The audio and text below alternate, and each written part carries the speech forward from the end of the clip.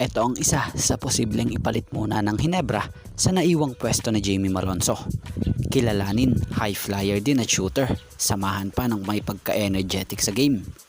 At ating kilalanin itong bagong isinign na player ng Converge Fiber Xers. So bago nga natin talakayin yan, shoutout muna sa mga solid nating taga-suporta at laging nanonood na sila Charlotte Cayanan, Judy Villarosa, Jeffrey Cabanilla, Turtoga Randy, and Juan Solige. So about sa kampo ng Converge Fiber Xers, sa mga nagtatanong kung sino itong naka-jersey number 9 sa team ng Converge, lalo na sa mga fans dyan ng Converge na mga nagtatanong dyan kung sino nga ba ito, siya nga po ay si Andre Flores, ang 75th overall pick ng Converge sa PBA 48 season draft. Ito nga po ay may taas na 6'4" kung saan nag-college sa Ateneo de Manila University at nakapaglaro rin sa MPBL para sa team ng Quezon City.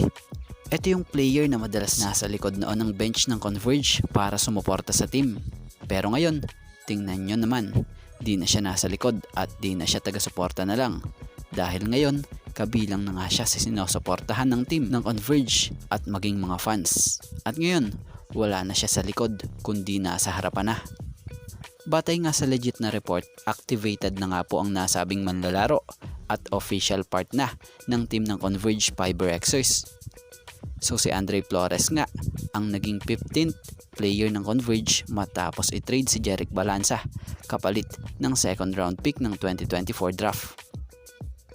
At mapunta naman tayo sa kampo ng Barangay Hinebra. So para nga sa atin sa nakikita nating kakulangan ng Hinebra, ngayon ay butas ang wing talaga nila. Noon pa, tapos nito lang, mas nabutas pa nga po dulot ng pagka-injured ni Jamie Malonzo. So kung usapang wing lang naman, andyan pa yung Jared Dillinger na po pwedeng maasahan. Oo, veterano na si Jared Dillinger, pero napaka-versatile na player nito na kaya lumaro ng 1-4 position. Isa na sa patunay dyan since noon pa nung nasa TNT pa ito hanggang mapunta sa Meralco at maging mapunta dito sa Hinebra. Hindi lang kasi usapang skills ito kung hindi yung walang takot niyang mag-drive or mag-dive sa mga games para nga lang makakuha ng bola, mapa-rebound man yan or kung ano pa. Kaya nga tinawag ito na Daredevil So si Jared Dillinger isa ito sa PBA high flyer rin talaga na magpahanggang ngayon nga ay kondisyon pa. Nagtataka nga lang tayo bakit nga ba ito nababangko Maganda nga rin kasi yung utak nito sa laro. Mahusay at magaling mag-facilitate. Grabe yung game decision niya pagdating sa passing. Napakatalino niya. So sana nga lang maalala at makita muli ni Coach Tim yung Jared Dillinger. Andyan pa.